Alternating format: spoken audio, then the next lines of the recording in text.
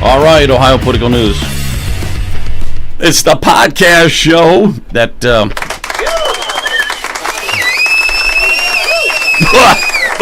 get that out of here. All right, how's everybody doing tonight? We got a really big shoe tonight. All right, it's gonna be a lot of fun tonight. We're gonna talk about some voter ID, electronic voter ID, which I don't think is a good idea because I think you can cheat. You can cheat a lot. And we're also going to talk NOACA, and we're going to talk some property taxes. And we have John Morrow with us here tonight. We'll be talking some NOACA. If you guys understand what NOACA is, because I sure as hell don't. Let's see who's out here tonight. There's me.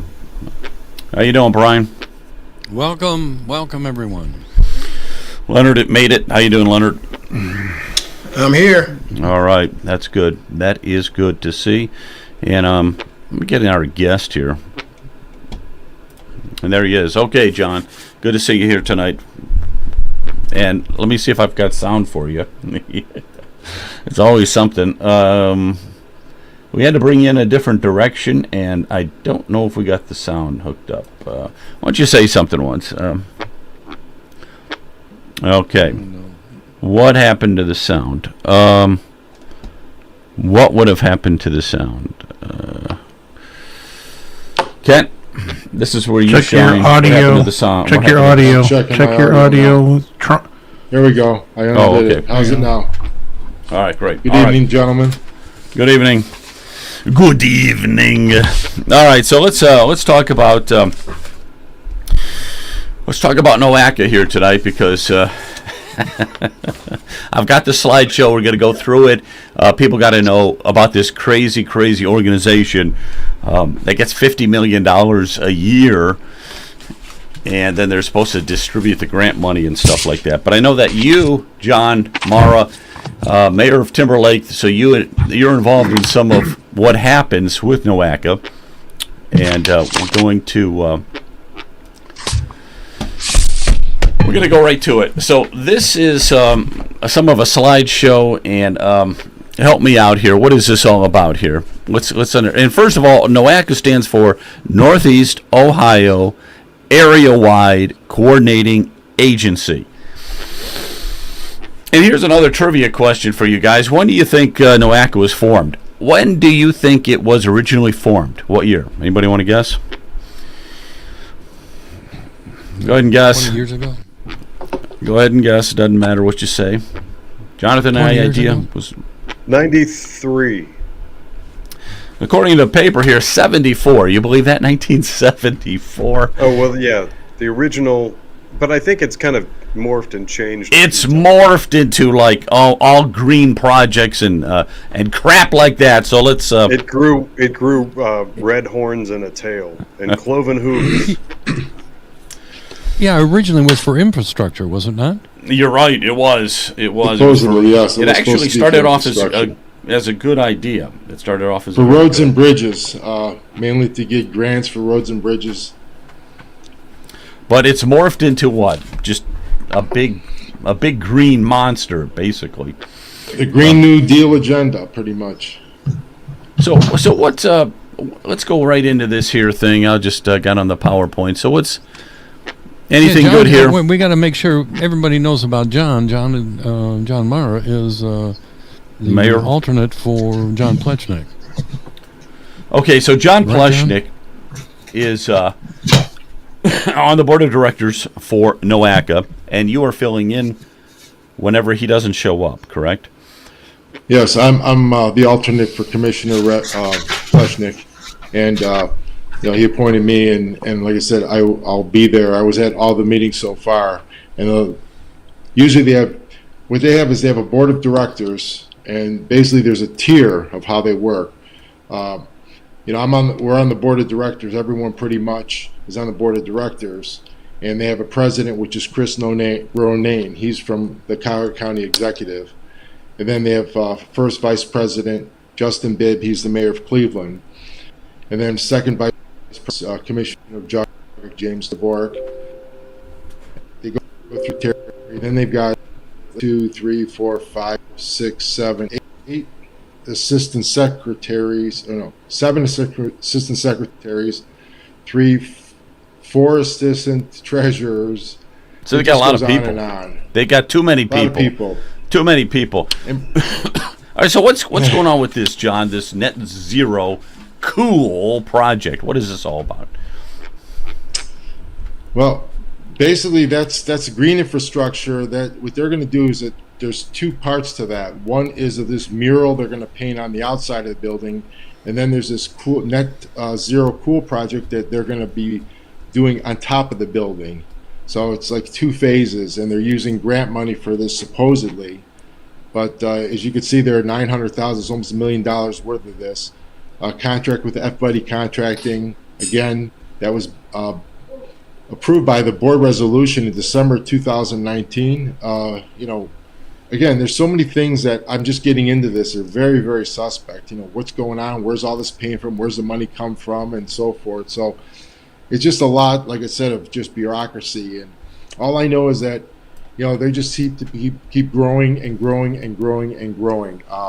They just lost focus of what their main goal was for roads and bridges, and basically are doing all these other side projects. And this was probably the worst. I don't know, when you come up to it, you'll bring up that mural, but you can see there, what they're doing, building green roof systems, parking lots, again, picnic benches with things, or carports with greenery on top of it. I mean, Is none of this makes sense. Is this what's going to cost $1 million? They're going to redo the parking area. Pretty and put a much, bunch of this is grass? what they're spending their $1 million on right here. All these pictures, what they see, these are all artists' rendering of what they're going to do. And as we know, the costs that they anticipate are nothing near where they're going to be. I mean, they're going to have so many change orders and change conditions on this because, again, it's not going to go as planned. And there's so many things they've eliminated. When you get into the mural there, we'll talk about that a little bit. That's what what they did was they just threw this at the subcommittee.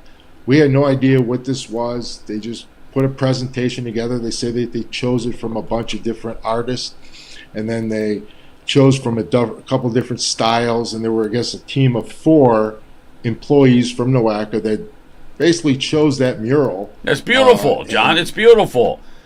And they're going to do all 3 sides, by the way. That, by the way, is all 3 sides wrapped. But you'll see that they did some renderings. But, a couple of things they left out is there's no paint included in that cost estimate of $140,000.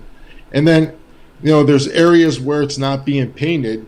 What are we doing with those areas? Okay, So, well, first, again- hold on a second now, because this is located on East 13th Street. I think they said their address is. So when I'm driving downtown East 13th Street and I see this Well, it's mural, actually 3625, which is 36th and Superior. and you can tell that is just so beautiful. Is it going to take my heart away? My heart's going to stop beating when I see this crap on the side of a building. Okay, so how much is that going to cost? Beauty's really in the eyes of the beholder, but I don't know about this one. Yeah, how much is that going to cost taxpayers? Well, the whole project's $1 million, right? Well, this portion of it would be about $140,000. But then again, like I said, we didn't see anything in the cost proposal where they're going to be providing the paint for it and also all the other costs. And What does they have some prep in there. $140,000? What does $140,000 cover then? It doesn't cover the paint. What does it cover? Well, it's what is basically it? $100,000 for the painter, and then $30,000 for prep, and I believe another $20,000 or $30,000. It's broken down in that Yeah. PDF there, but yeah, there's another cost in there.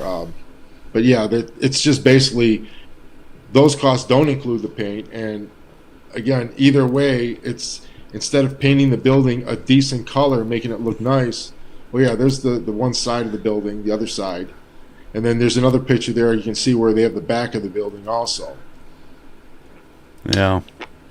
How long Wow. does this paint last? I mean, is this Well, that we forever? don't know. I mean, you can see on the right side there's the upper portion there. They don't have that painted at all. Who's going to take care of that? And again, what quality of paint are they going to use? Who's going to provide it? Do they make, then all those different colors?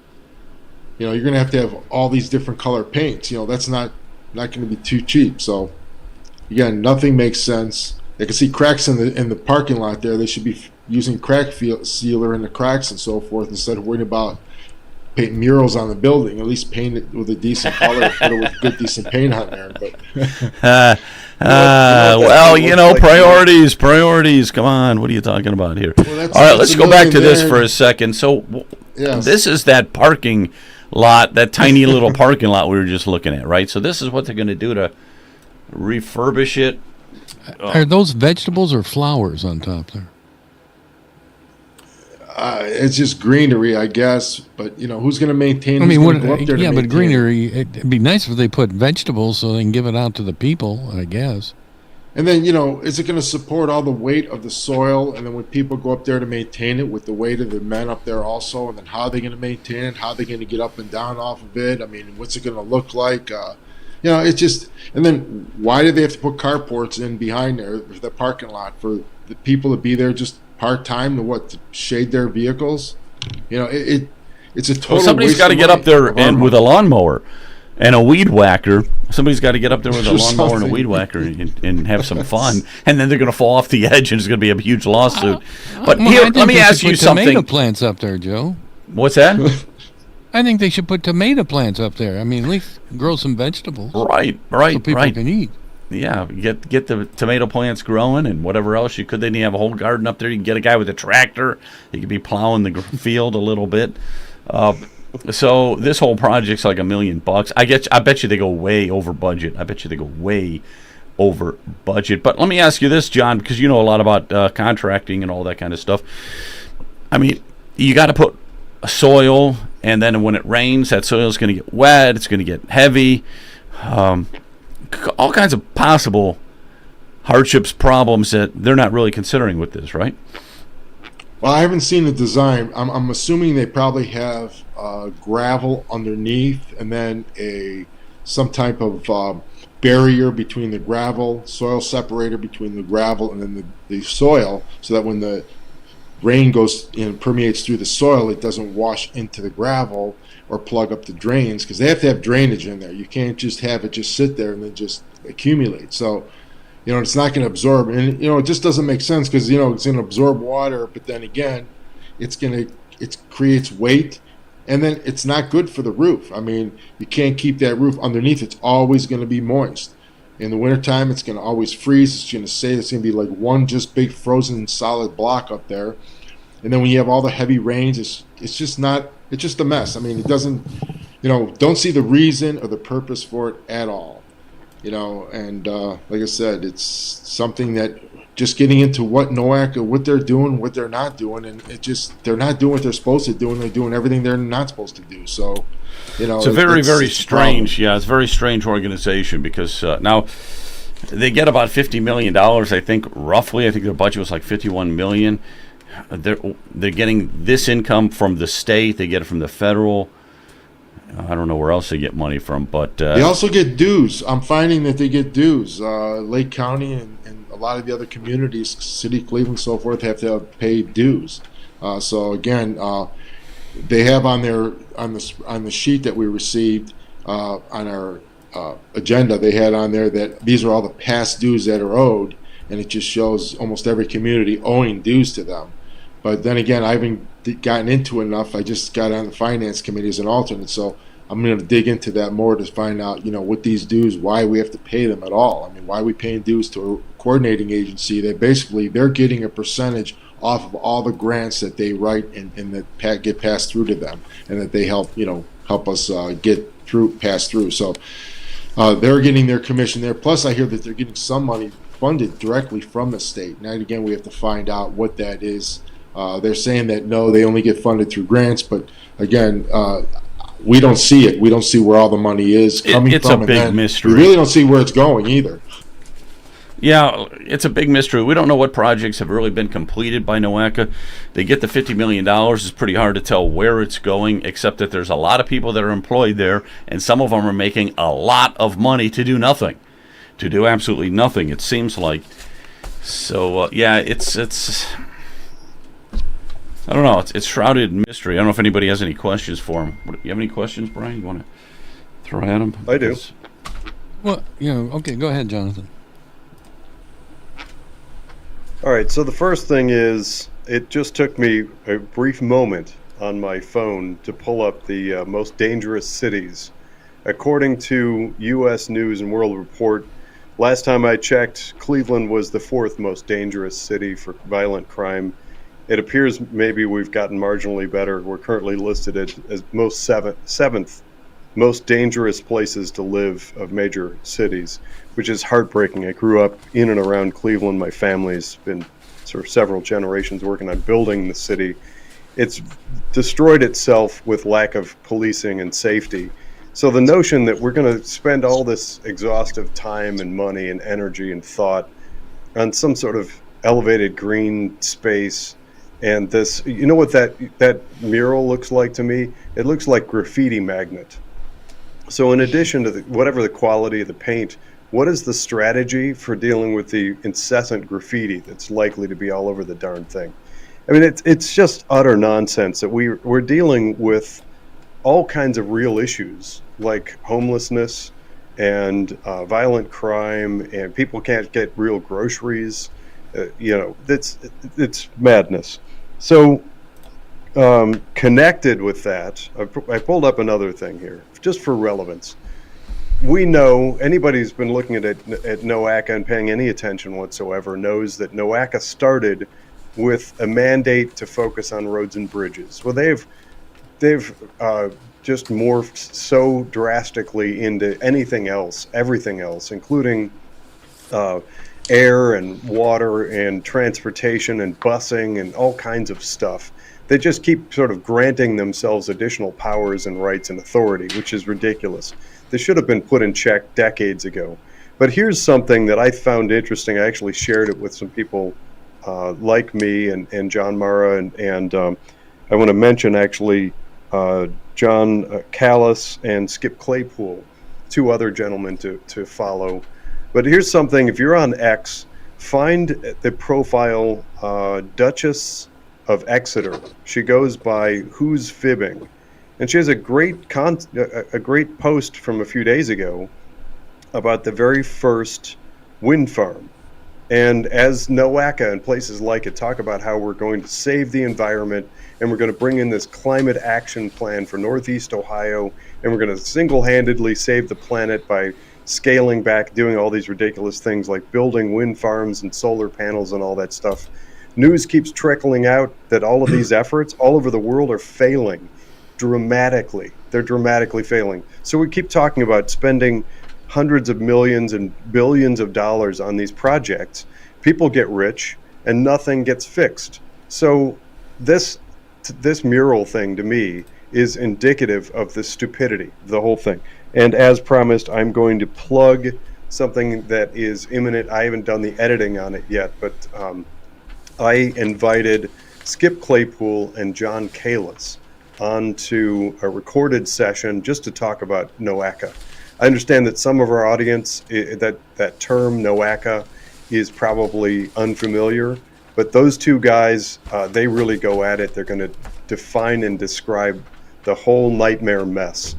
My thing, and I guess I'm going to turn this into a suggestion and question for John Mara, is how quickly can neighboring counties like Lake, Geauga, Medina, and Lorraine just get out of this stinking thing, because it's a quagmire of money suck.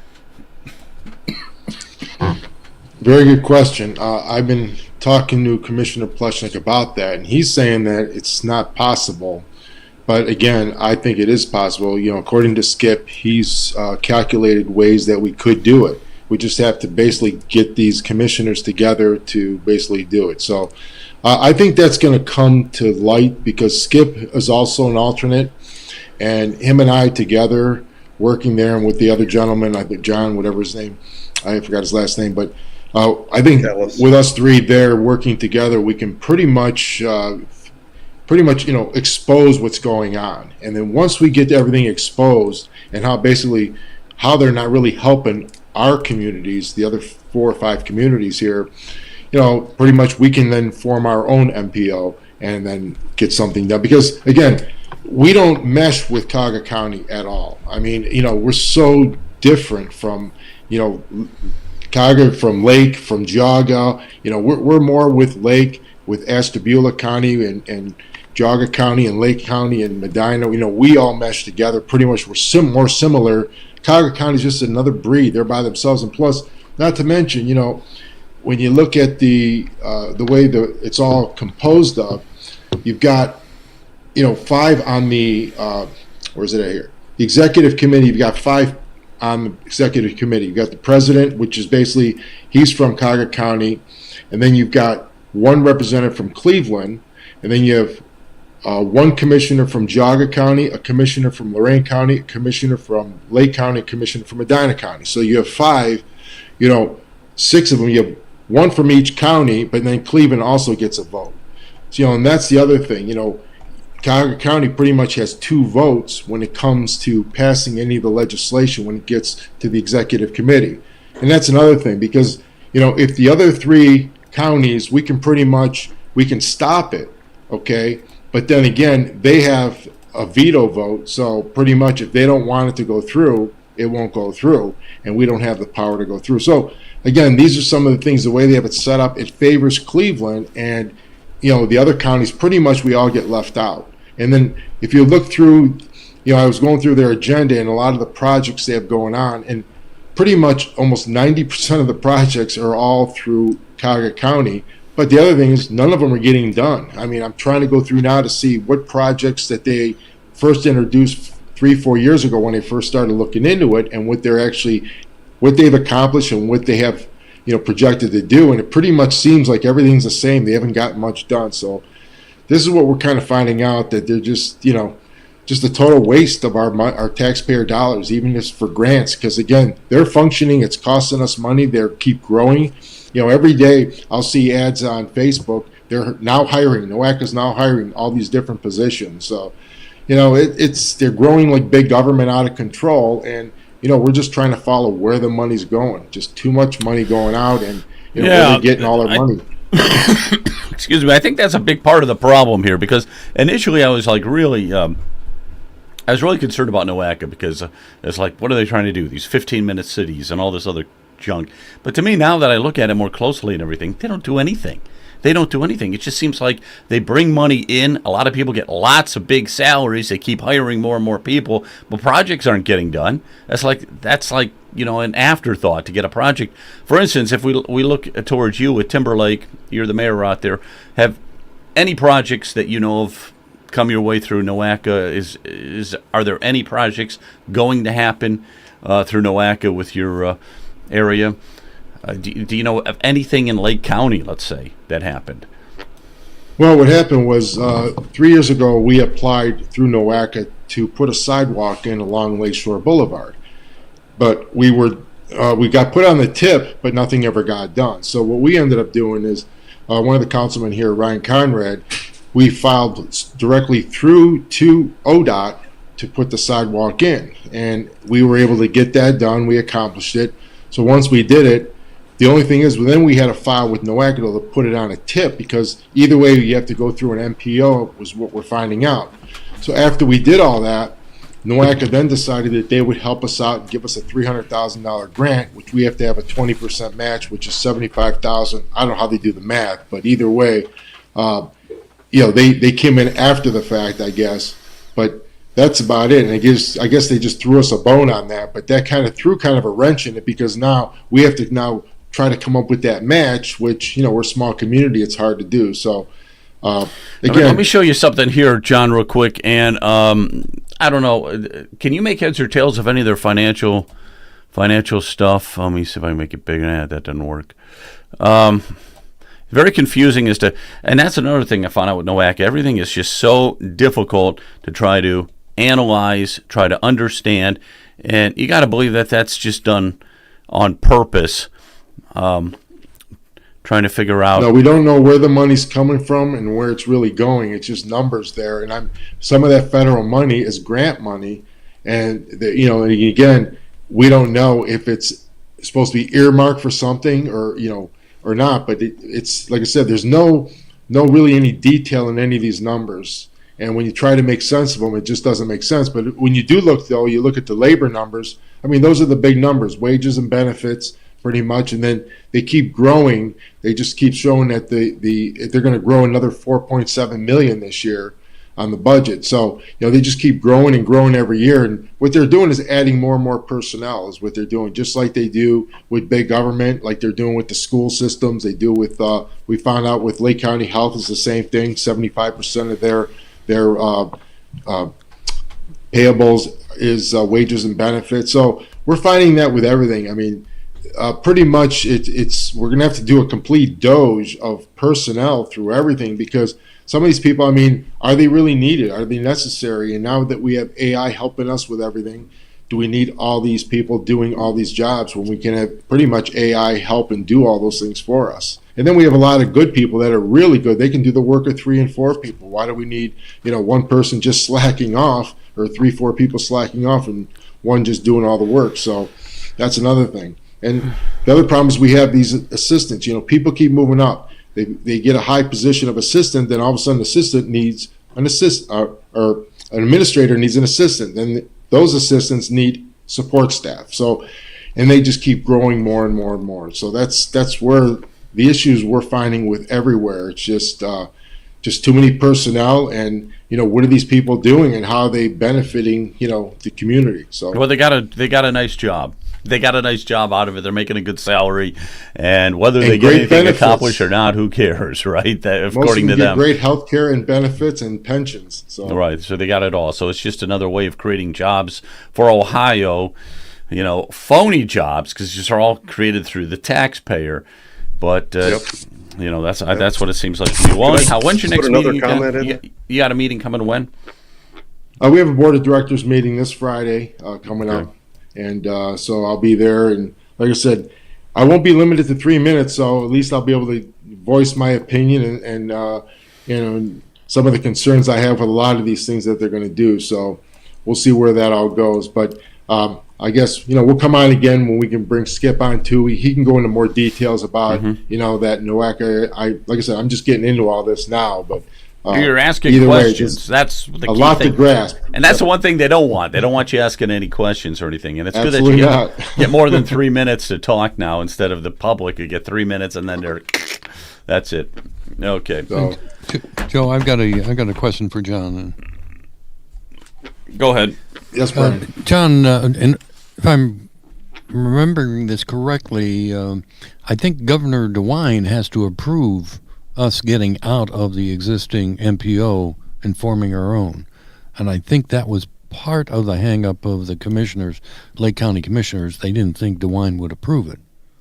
Am I correct? You're right. I think I heard something of that sort. And the only thing I'd say to that, if that's the case, and then just like what we're doing with this property tax reform, we're not going to be able to rely on DeWine for any support. We'll just have to wait for Vivek Ramaswamy to come in here, and we'll just give him that, and also we'll just have him help us out with that. So along with property tax reform, which we know that he's all for, so that'd be great. Yeah. That'll be another thing that we'll try to get a hold of his. But yeah, well, I'm going to double check into that, Brian. That's a good point. We have to double check into that, though. Hey, one quick question there from the chat. So, is there any required oversight for MPOs, which is what NOAC is? It's a metropolitan planning organization. So, is there any kind of required oversight that we even know? Yes, we as the mayors and the commissioners and so forth that are on the board are pretty much the oversight, which we are pretty much left in the dark. We're told at the last minute, and we're given just pages and pages. I mean, you saw the document that for next board meeting, it's 150 pages long. And, you have to try to digest through it all. And then a lot of this stuff comes through these subcommittees, which, again, they don't prepare ahead of time. They don't show us what they're going to have. And we're just shot, like that mural. We had no idea what it was, what it was looking like. That's a beautiful mural. Come on. It's a beautiful mural. We see a presentation, and it says, okay, here, everyone in favor, vote yay, and then all opposed. And, of course, I voted no. And and that was it. It was over. Now it goes to the board next week, and then if they approve it, right. It gets done. It's rubber stamped, and it's. Just what another we're finding rubber like out. stamp school board organization. meetings, Yeah. Where, Another just rubber another rubber stamp. stamp organization. Where have you heard that from before? I mean, it's everywhere when it comes to state politics. You got that right. Well, thanks a lot, John. We really appreciate it. Give us an All update right. then, and let us know. And keep raising holy heck out there with those meetings and stuff. That's really good. All right, we got to talk photo ID here tonight. Marcel Stribich is with us. Hello, Marcel. What's going on? You guys ready for this treat? How you doing? How you doing? Huh? Pretty good, man. Always stirring up a storm somewhere here in Western Ohio. That's right. Yeah, Western Ohio. Where are you located again? I never. Yeah, we're just between Cincinnati and Dayton. Okay, right out there, Cincinnati and Dayton. Does it have an actual name, the city, or is it just? It's like a township. It's a suburb of Dayton. Okay, very good. All right, well, I'm going to have you probably lead us through a lot of this, and we'll all jump in, every one of us. Let's just jump in and talk about this whole thing with digital. It's actually digital ID, and I think where we want to center on tonight is using it for voting, because maybe a digital ID in and of itself might not be the worst thing, because it's very convenient. It's on your cell phone. You know, it can be worked across Bureau of Motor Vehicles and other places could look at it simultaneously and everything. I guess the big problem I have, though, is when you start to get into voting with something like that. That's when you're gonna run into a lot of problems and cheating. We got to make sure that doesn't happen. So let me just ask you that real quick. What do you think about a voter, or not voter ID, but about an ID on your cell phone in general? Would that be such a bad thing?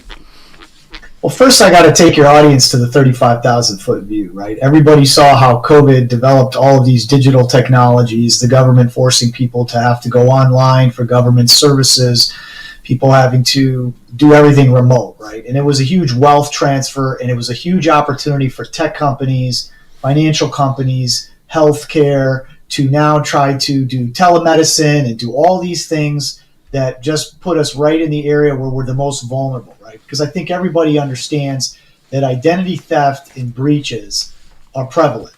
And whether you're talking about networks and servers, routers, databases, even our telecommunication companies, 9 of them, in fact, just in December, were reported as having been penetrated and exploited by the Chinese, right?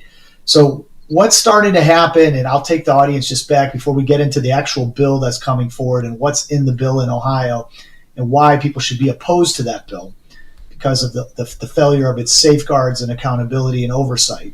But I'll just go to the 35,000-foot view, because people need to understand how industry is manipulating this situation for their benefit, and how they're transferring risk from themselves and they're putting it onto us, the consumers. And for those of us who want convenience, there's no security. I will tell you, as an Air Force officer, that was the biggest mantra they always talked to us about. You cannot have convenience and security. They're inverse relationships. And this bill is being sold as privacy, convenience, and security. So in 2017, we got started getting a lot of ransomware, a lot of identity theft going on in industry. And industry formed a group, which is in effect a lobbyist group, coming out of the Cybersecurity and Law Center in 2017. And they calculated, the government issues authoritative identity information. And we want that information because our data can be monetized by companies for products and for services. And so they got together, 27 members, a lot of Fortune 500 guys. You had fintech, you had healthcare, you had banks, you had just an assortment of different industry reps. And they said, you know what we're going to do? We're going to pitch this to the federal government for identity credentialing, access, and management. It sounds good, right? We're all going to have our own online identity verification and validation. And when we do that, we'll be able to fend off. Well, just think about it. In 2020, there was $56 billion. There's your nemesis, by the way. I didn't know you have a cousin in the legislature. Oh yeah, Joe Miller, right? And the funny thing is about Joe Miller is that he lives. He's part of his district is North Ridgeville.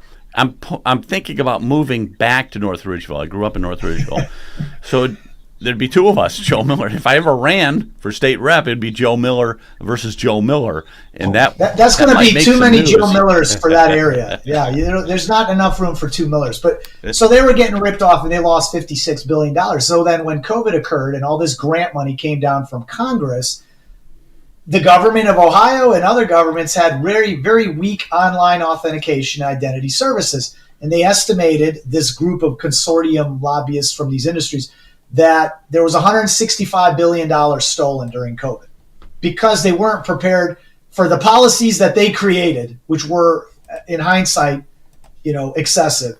But either way, never let a crisis go to waste. So they started to pitch the federal government. They had some traction in Congress. Keep in mind, the Real ID that's supposed to come out now and be active in 2025 is a national ID. So that's taken place. That was originally approved by Congress in 2005. So you see all of this consolidation to try to centralize our personally identifiable information in one location. Okay, hang on one second. Just because I don't want to get lost in the weeds and all this kind of thing. So this bill that's coming up, House Bill 78, we're looking at some of the sponsors there. One of them's Joe Miller. Another one is a Republican, Thomas Hall. And then they've got co-sponsors and stuff. Let's just let me know point blank. Is this a good idea to have electronic ID, or is this a horrible idea? And I know that you were explaining that, but I just want to zero in on that for a second. So in your mind, it's probably not good, right? Yeah, as written, the implementation of this is not good. It's not that the idea is wrong. It's the implementation or the lack thereof of the government side of the accountability. Okay, so you have 3 Republicans who went ahead with this. And remember, I was telling you the federal government got pitched. Then this coalition came down to the state level. And now we're one of the first states to be going in this direction. A few other states are moving in this direction. So Representative Tom Hall out of Liberty Township, not far north of Cincinnati, Representative Josh Williams and Representative Gary Click have been joined by 6 Democrat co-sponsors, which include the minority leader, Allison Russo. It's kind of an interesting dynamic. You got double the amount of Democrat sponsors here compared relative to the Republican sponsors. And what prompted this, they just did their sponsor testimony, and this week on Tuesday at 10 a.m., if you want to watch this, they're going to give their proponent testimony. And I'll save this for the end, but we need to do a call to action on it. Governor DeWine came out in the summer of 24, and he basically gave the blessing for Ohio's driver's licenses and state IDs to be added to Apple wallets. So now people can authenticate their identity when they're purchasing those services. And so this is the next step, is to how to codify what's going to be called a mobile driver's license. Let me tell you an example of a weakness we uncovered, and we've pushed back, and now they're starting to try to create amendments. But the way they wrote this bill was that anytime, for the sake of proof of identity in the state of Ohio, your physical ID and license is equivalent to a digital equivalent of that. Here's the problem. You're driving in a car. Police officer pulls you over. You forgot your physical license. You say, no problem. I have it on my phone. So you pull your phone up, right? You say, look, here's my driver's license, officer. The officer cannot authenticate your license with his eyeballs because it is a machine code, and he now needs to use the appropriate software and drivers on a module reader. So this bill is going to incur massive fiscal costs and expense as we upgrade our IT infrastructure to accommodate this, which has not been brought forward in this bill. So there's no fiscal analysis on that. Let's look at who they're giving this task to. So the Bureau of Motor Vehicles has all of our data, right? And we use that as a source for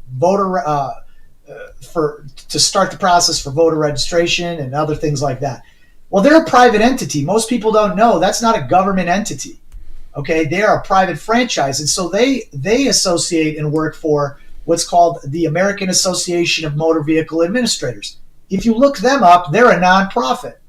Why would a nonprofit be in this business? Well, this nonprofit is coalescing all industry, so they're going to form a contract for this product that they're going to give the state of Ohio. And this product will not be public records requestable because they are 2 private entities coming into an agreement.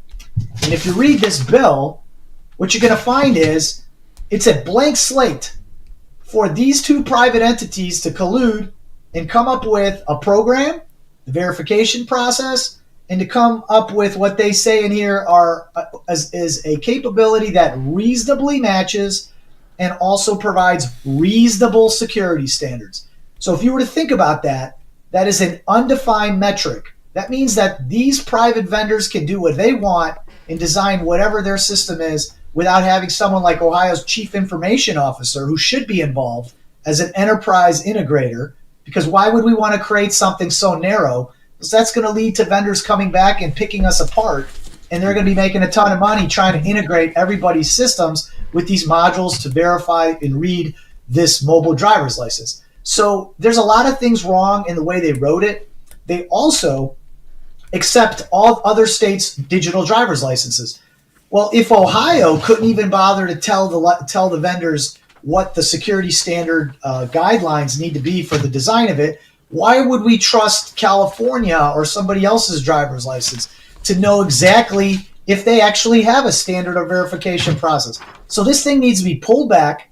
They need to define the standards, the privacy, the security, the data management controls, because I, as a user, or anybody who's going to want to participate in this, does not want my biometric data, which is what they're going to need to match your information. All right, what is, let me ask you another question. Biometric information. What is biometric? What does that mean? Sure. So biometric data is unique, personally identifiable data, arguably the most critical and sensitive we have. If it's stolen, you will What is it though? Is it like credit card information? What is it? Is it credit card information? Huh? No, it's not plastic. What it is it's your iris scan in your eye. It's your thumb. It's your facial characteristics. And so what's happened over time is now there are applications, and you see this if you go travel at the TSA. They make you stand in front of a camera, and without your knowledge, they're taking your biometric information. Now, you can decline that, but most people don't know. They just want to be compliant when they go to the airport.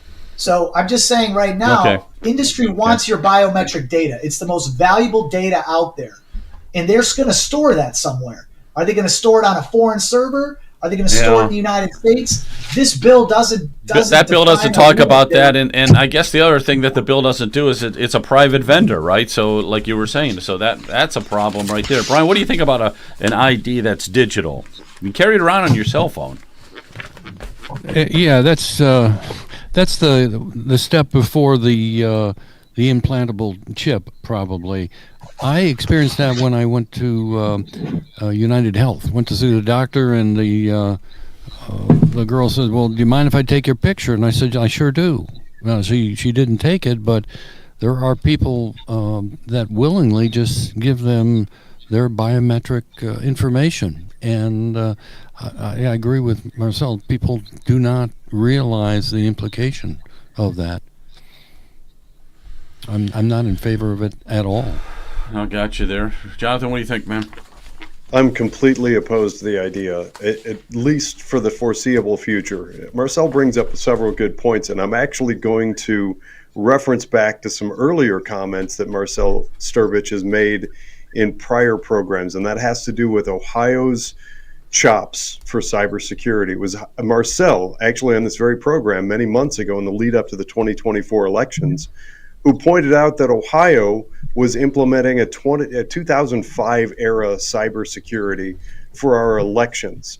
I mean, we don't have a history in this state of treating these things securely. When you put that together with the fact that data mining is the new gold, we all know that. I mean, I forget where it is. I've been watching some streaming shows, and there's this ridiculous dumb commercial with Matthew McConaughey talking about how in the world of cyber, your information is the new gold. And I think we should all acknowledge that. And to make this leap in already porous and non-secure Ohio, to say, sure, I'm just, for the added convenience, quote unquote, of having my ID on my phone, I'm going to give Ohio all this data, is, to me, preposterous. To me, I believe that there are really troublesome implications of this. I've gone into it a little bit of detail, but actually what I'd suggest is look up GFI Ohio. That's Grassroots Freedom Initiative. That's a Mark Pukita initiative. Mark has made a little video. It's quick, concise. It's like maybe 2.5 minutes or something.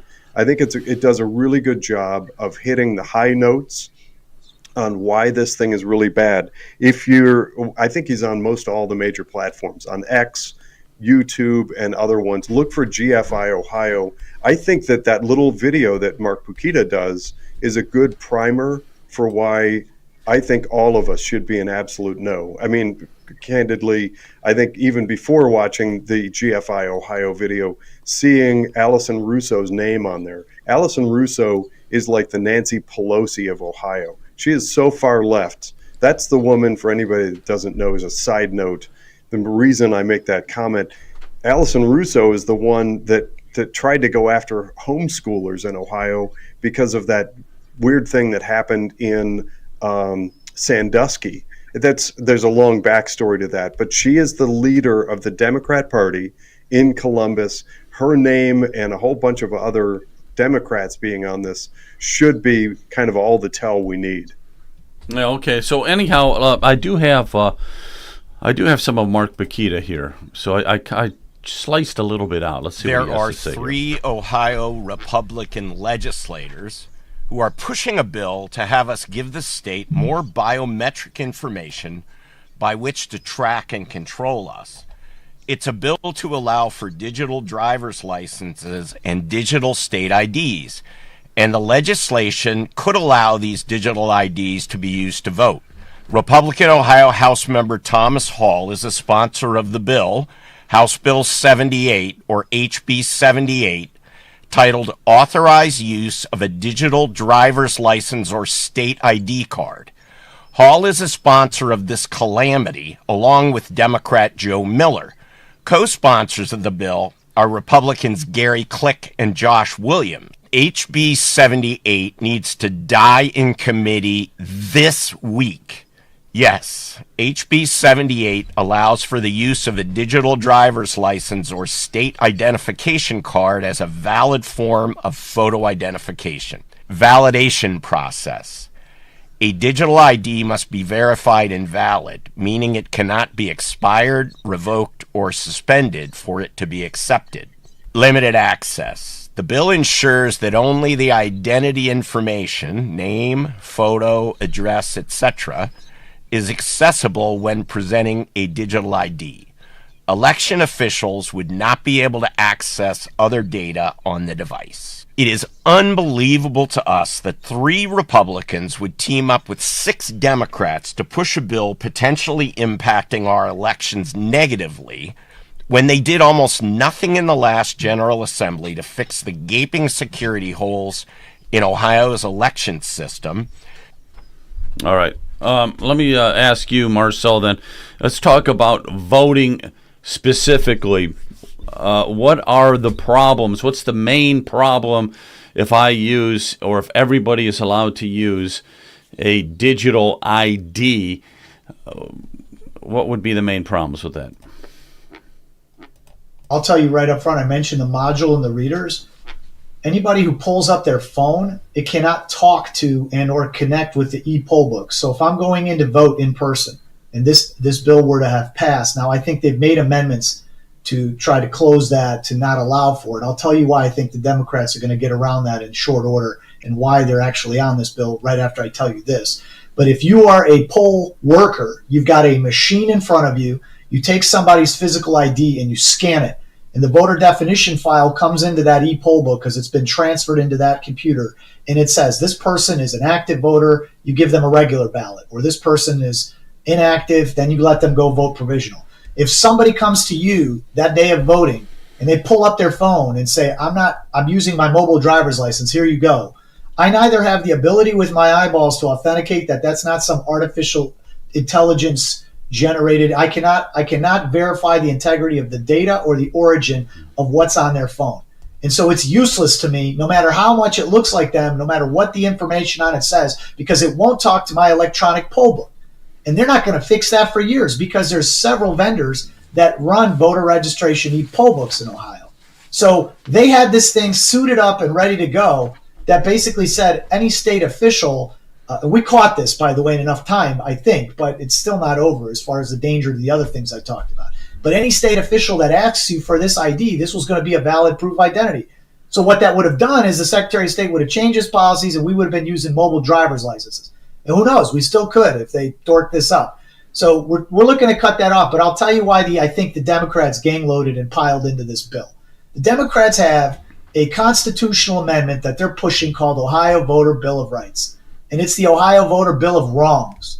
Besides making our voter ID optional again, allowing us to use any fabricated utility statements or other forms that we had prior to our voter ID bill, they call for same-day voter registration, unlimited drop boxes, automatic voter registration, a slew of other problems. And then in one of their requirements and provisions, it says to allow for the use of if new technological advancements for IDs. So in essence, what they're saying is if you have the capability for a digital ID, you'll be allowed to use that. So what happens here? Republicans think, oh, well, we're taking that out, right? That's not going to be a problem. We're affirming we're not going to need digital ID for elections. We're prohibiting it.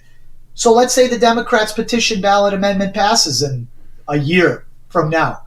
It's going to go right out over the top of HB 78. It's going to squash whatever amendments that would have prohibited it.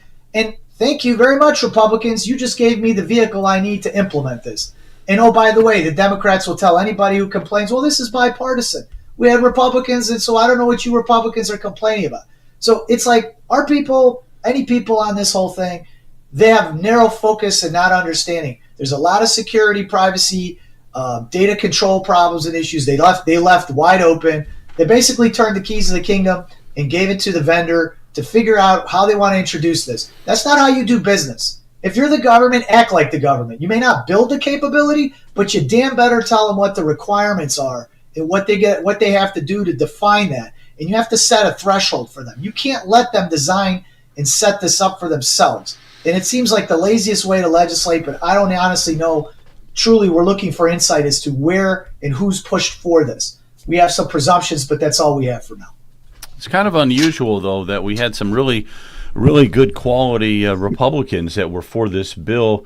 Like Gary Click, like Josh Williams. These are strong Republicans. Gary Click, Josh Williams. So it's a little confusing as to why they would do that. It looks like, as you were saying, it is in the House committee. And so they'll be taking proponent testimony is coming up. When is proponent testimony happening? Coming up this week in the House Technology and Innovation Committee, which is chaired by Thad Claggett. The vice chair is Heidi Workman.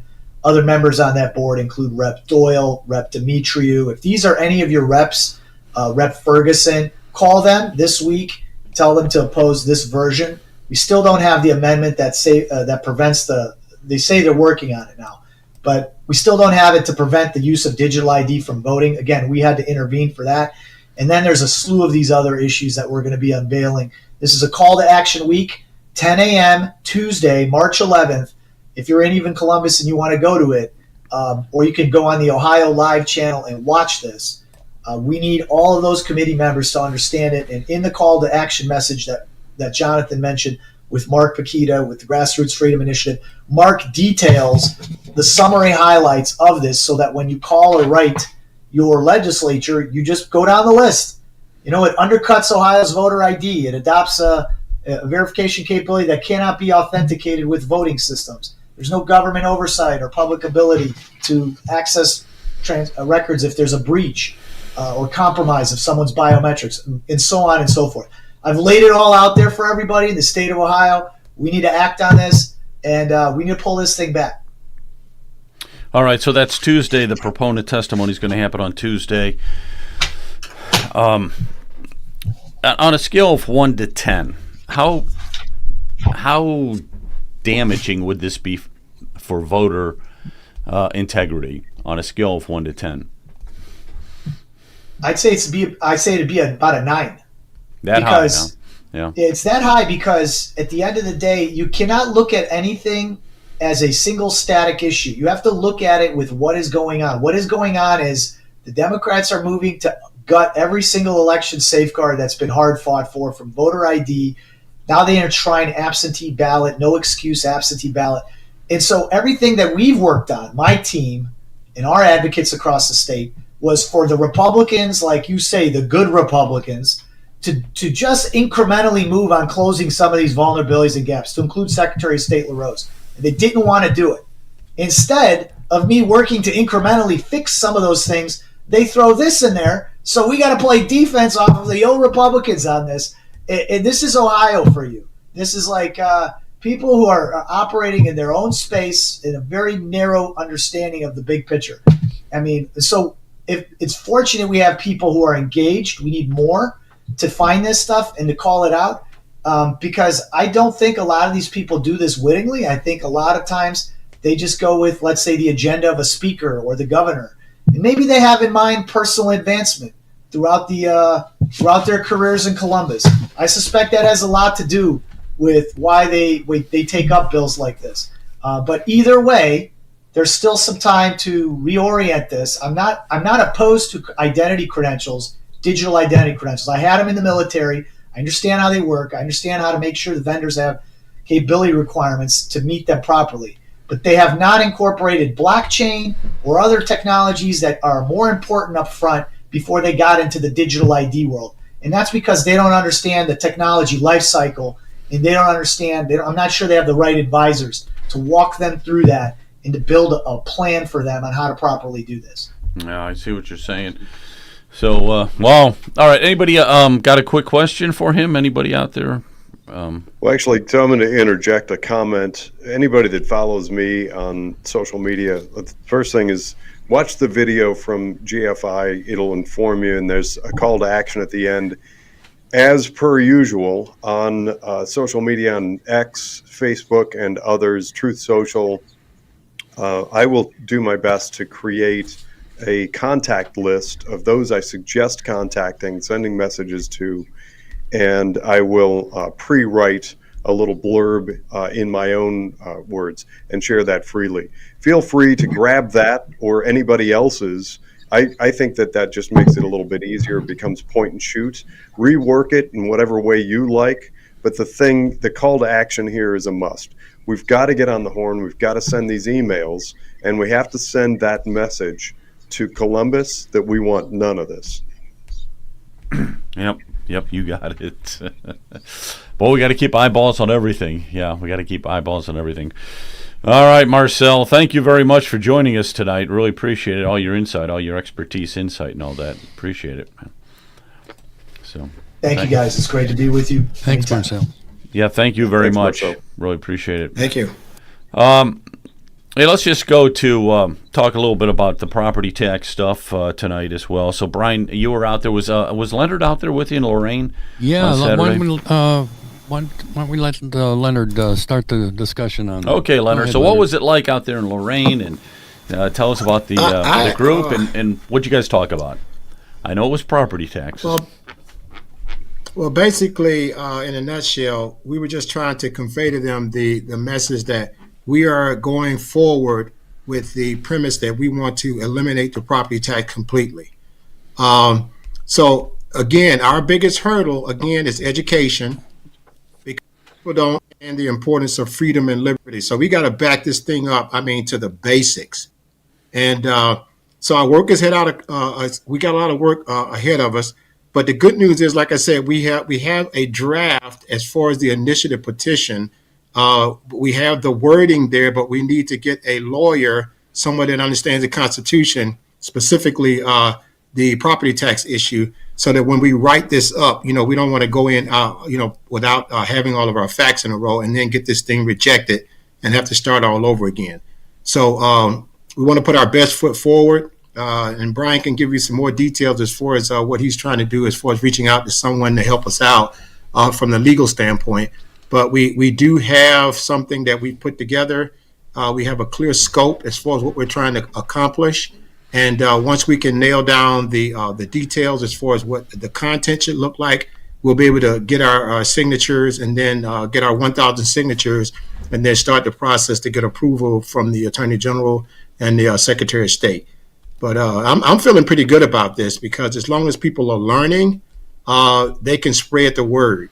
But we do have a lot of work to do. I'm under no illusion that this is going to be a slam dunk, because you have 220 plus years of indoctrination, and you're not going to flip a switch and make this happen overnight. It's just going to take a lot of work.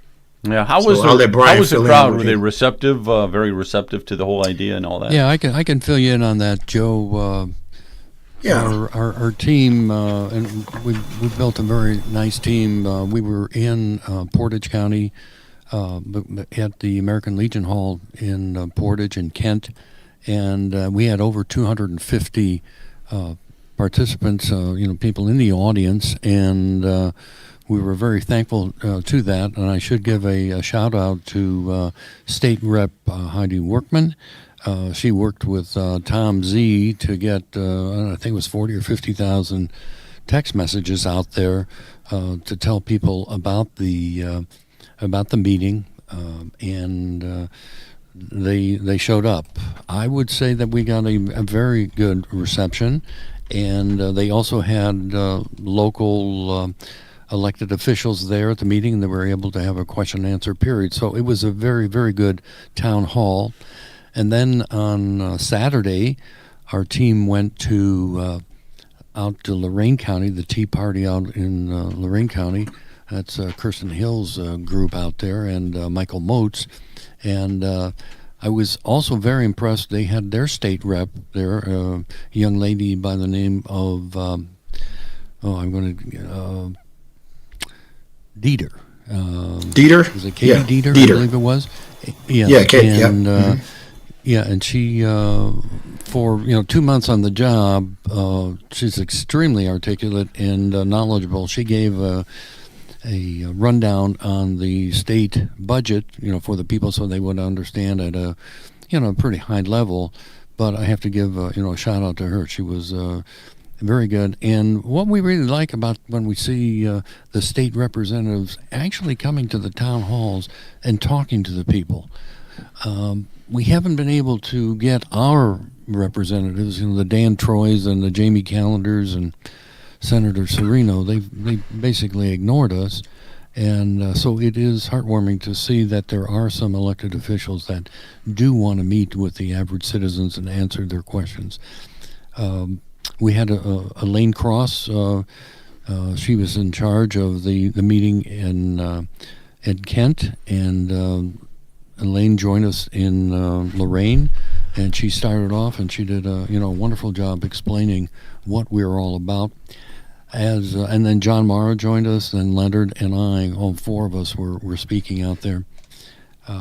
We're trying to as Leonard said, we're trying to educate the people, and we were hoping to have our petition already completed, but we don't want to stumble right out of the block. So that's why, as Leonard said, we're looking for an attorney that has experience writing this initiative petition, because we've got more questions than answers.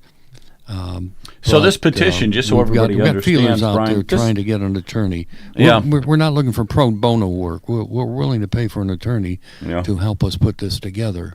And when we do, then we've had people say to us in both in Portage and also in Lorain County, let us know when you want the signatures. And what we're going to do, we were told to try to use the people in each one of the counties.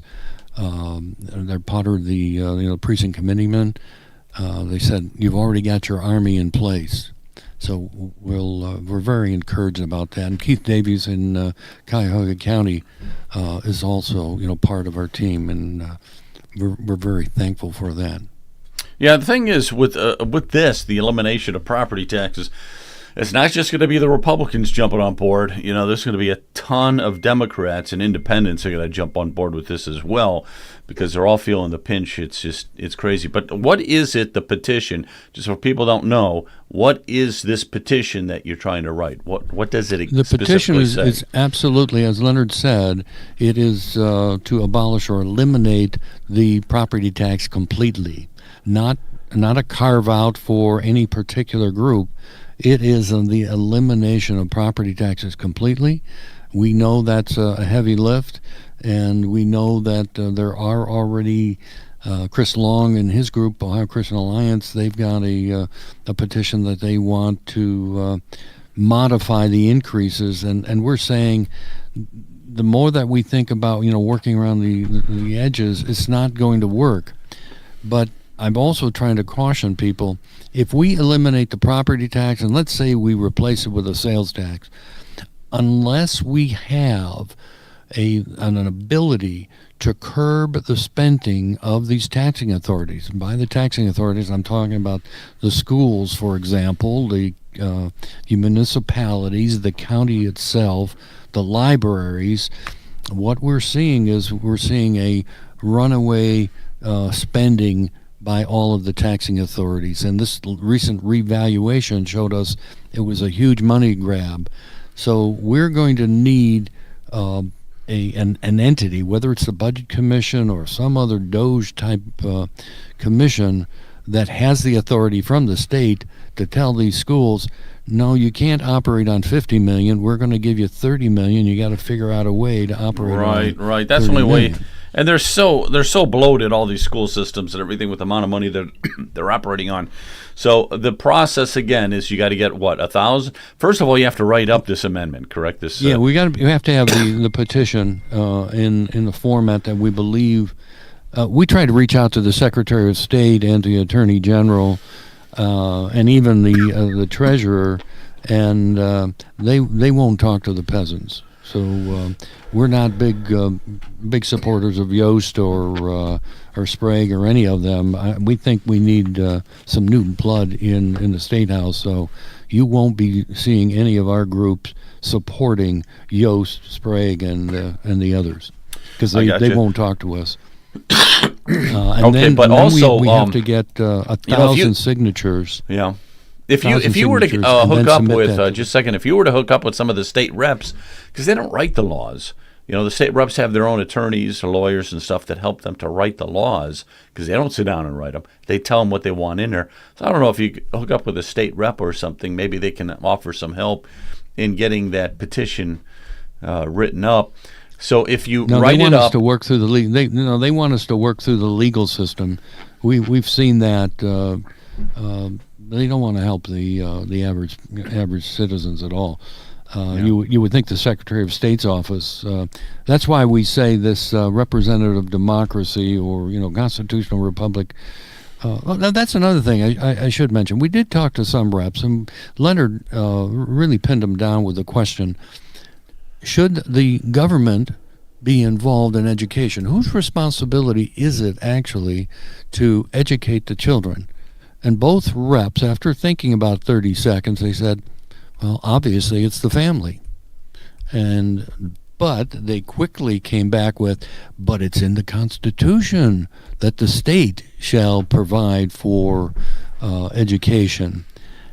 In which Leonard and I were talking about it, we said, well, if they believe in their heart that that is the role of the family, why don't they sit down and change the Constitution to make that a fact? And then they say they view it as the Constitution is this some rock solid agreement that has never been changed. It's been changed about 176 times.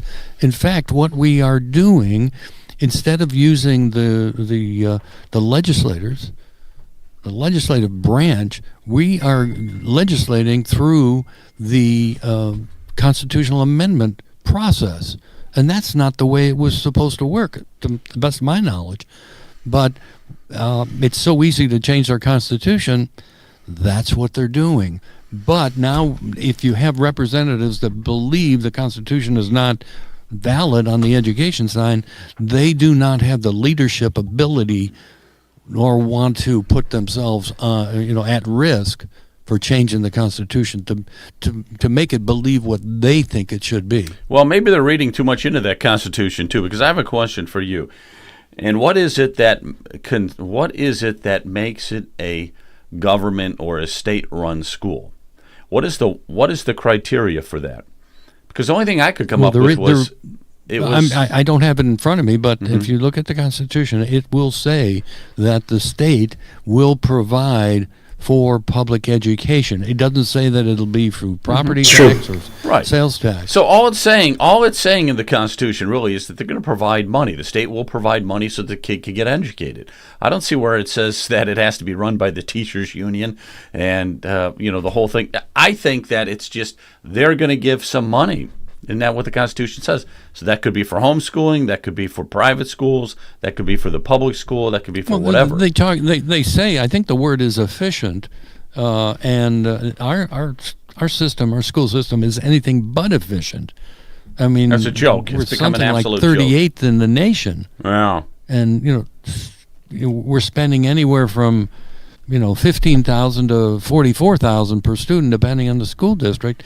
And who says that we have to have over 600 school districts? Who if said you've we got have to declining enrollments, right? And why are we hiring more teachers, administrators, and having all of these school districts? Who said we had to have administrators from everywhere? That's true. Every rock you unturn has to have a new administrator just pops up or whatever. And don't forget about all the endless new construction. We constantly have to be building because that's a great way 100%, to Jonathan, launder 100%. Money. All the construction is a tremendous way to launder money. So I want to interject something because I think that there's a perpetually broken concept of the way that our government is supposed to work. We think in terms of trying to find some rep somewhere who is willing to tackle writing a bill or getting something into the Constitution or fixing something. And I am in a concerted effort to retrain not only myself, but anybody else who is concerned about any issue. Right now we're talking about education, and I want to change the framework completely. And that has everything to do with local government, because local government is where all the traction is. It's where all the power resides.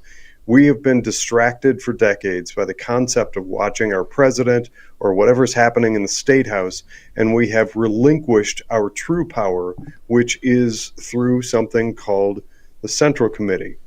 This, for a lot of our listeners, may sound a little bit strange, but hear me out.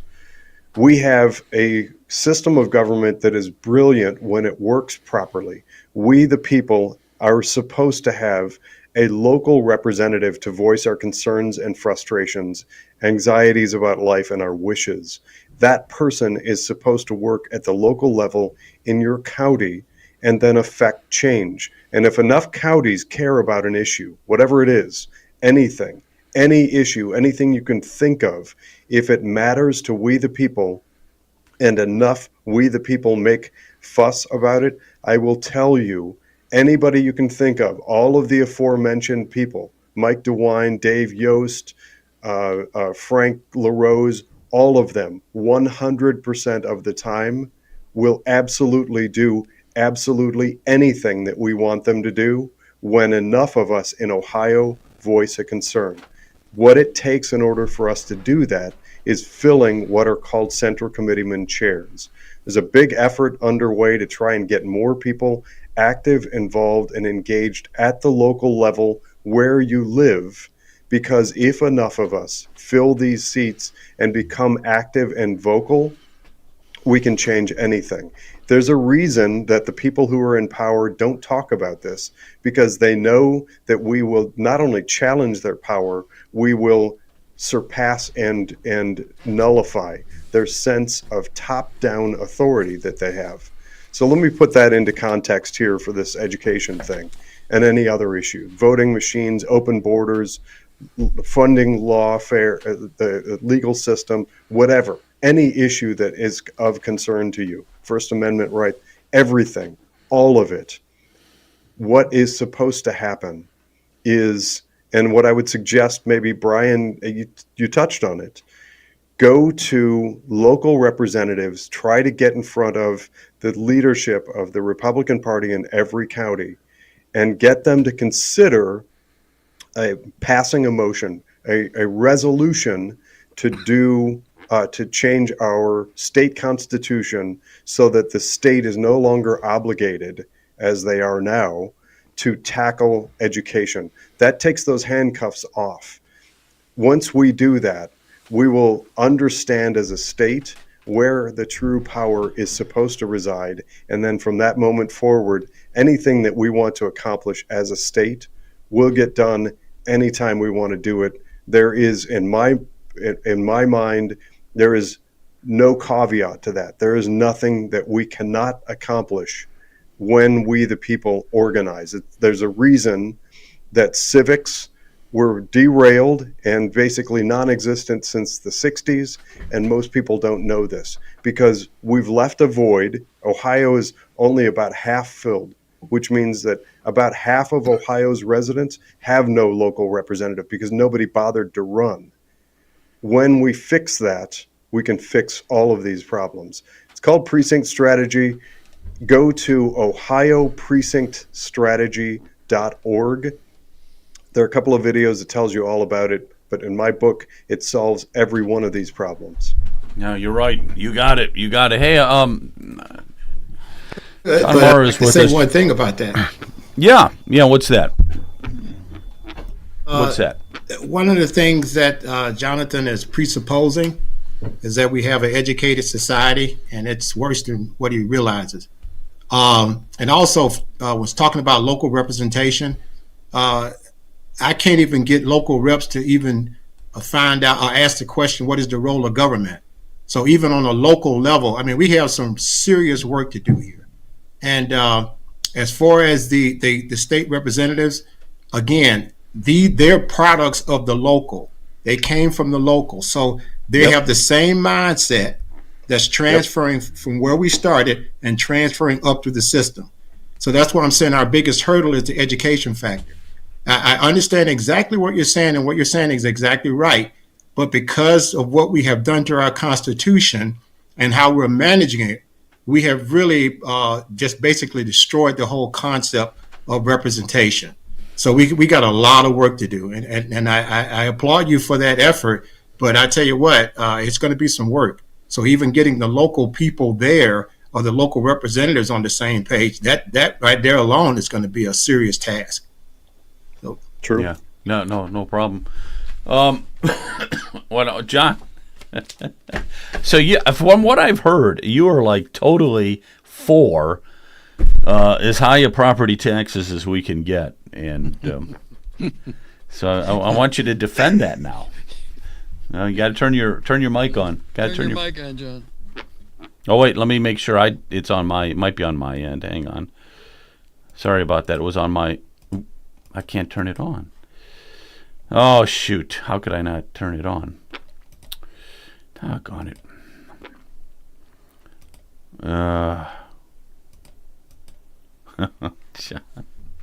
Keep talking, John, so we can tell when your mic starts working. For some reason, There we go. There we good go. on my end. that's it. We got it. We got it. Okay, Okay. good.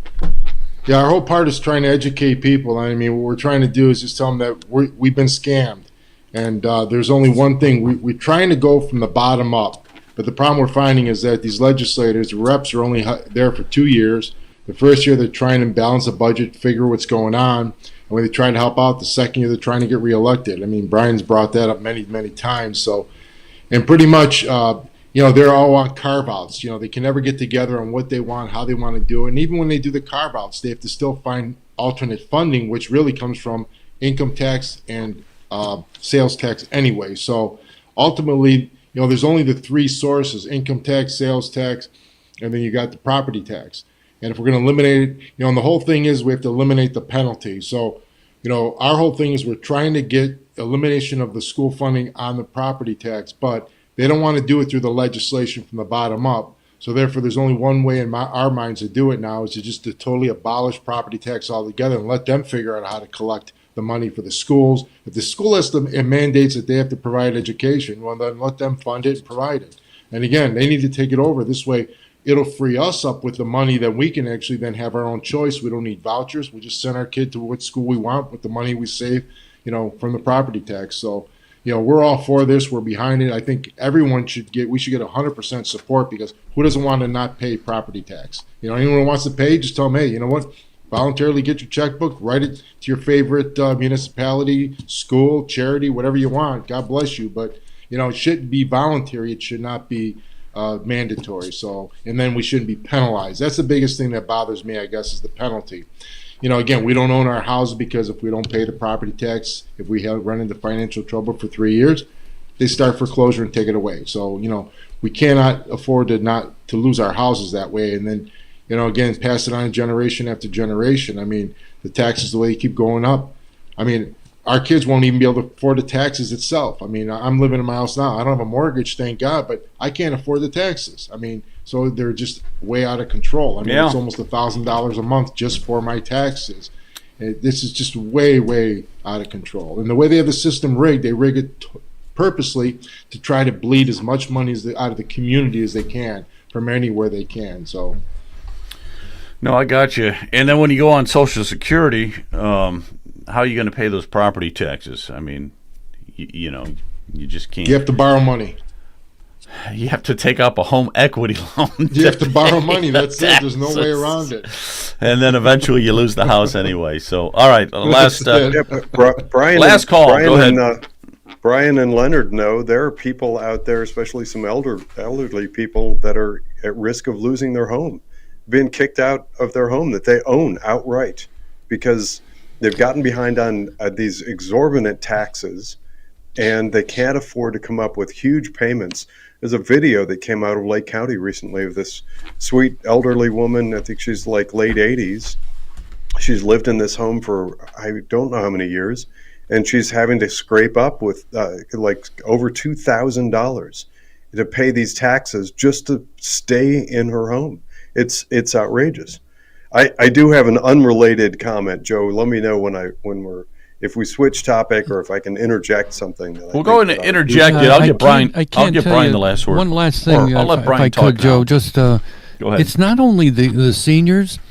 I was talking to several 25, 35-year-olds today, and their American dream of home ownership, they don't think they'll ever own a home. They think it is because of the property taxes, the cost of the homes, the mortgage rates. They're way over the 30% housing affordability threshold. So they don't even have that,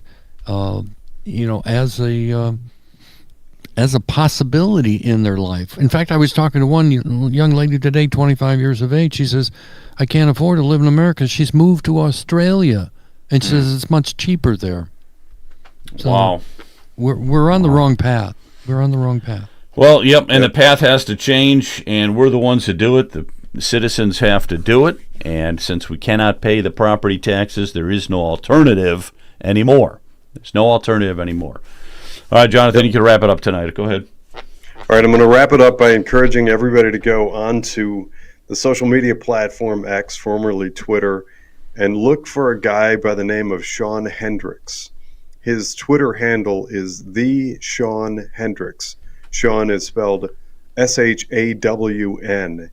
He has made an intro video with the Data Republican. Anybody who doesn't know who that is, that's the blind woman, excuse me, she's deaf. The deaf woman who is helping Elon Musk with Doge. She's made a huge name for herself, and she is a brilliant data analyst, and she's created an interface where any of us, all of us, you, our friends out there, can go online and use this interface that she has created to Doge whatever you want. Doge Ohio, you can Doge nonprofits all over the country. You can look up politicians, see who is funding them, where the money is going. The thing is brilliant and amazing. I just watched the video last night. I shared it on my profile, but you'll see the video directly. You'll find it there. There's also, I think he's posted on YouTube as well. If you like YouTube better, he's probably something similar on YouTube. It's the Sean Hendricks, Hendrix, first name SHAWN. Watch that video and start playing. I'm already hearing from friends of mine in Chicago. So I've got an interview that I just did with somebody from the Chicago area, president of the Parents Involved in Education, and he's been doing a lot of stuff there, and including working with Homan from Department of Homeland Security, DHS, and these things in Chicago. So I'm already hearing within 24 hours that they're looking into some of the immigrant facilities from Chicago and finding treasure troves of information. Watch the video, start digging into stuff, and start sharing. Let's find out what we can. Let's Doge Ohio. You better believe it. All right. Well, good night, everybody. Let's Doge Ohio, and we'll talk to everybody soon. Okay. Have a good night. Good night. Thanks, John. Thanks, John. Right. Thanks, Leonard.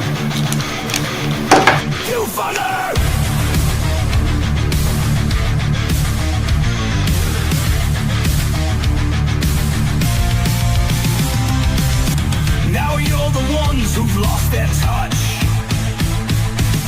You rigged the game, you changed the rules. Gaslit the world, played us for fools. I was going to tell you something.